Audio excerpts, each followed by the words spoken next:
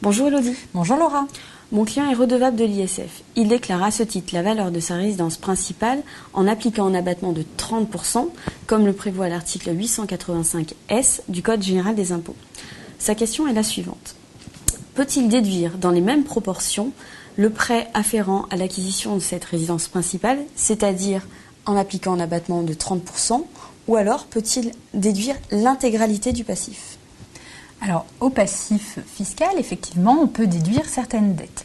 Donc, pour être déductibles, ces dettes doivent remplir 3 conditions cumulatives. Donc, d'une part, elles doivent exister au 1er janvier de l'année d'imposition. Ensuite, elles doivent être à la charge personnelle du redevable. Et enfin, elles doivent être justifiées.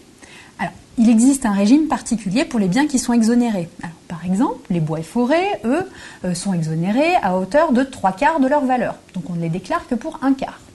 S'il y a un passif afférent à ces biens, eh bien ce passif sera aussi déductible dans les mêmes proportions, c'est-à-dire à hauteur de 1/4 dans notre exemple.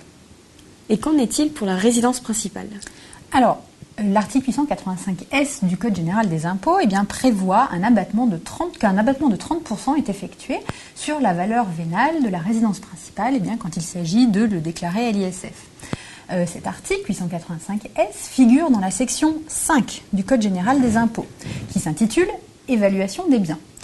Il ne figure pas, cet article, ni dans la section 3 sur les biens exonérés, ni sur la section 4 sur les biens professionnels. La résidence principale, de ce fait, n'est pas un bien exonéré partiellement, que l'on pourrait déclarer qu'à hauteur de 70% parce qu'il serait exonéré pour 30%. En fait, cet abattement, c'est une règle d'évaluation du bien. De ce fait, n'étant pas un bien exonéré finalement, la législation particulière relative au passif des biens exonérés ne s'appliquera pas.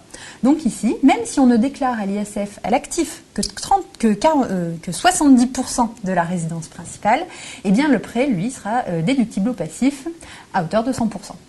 Très bien. Merci Elodie. Merci Laura.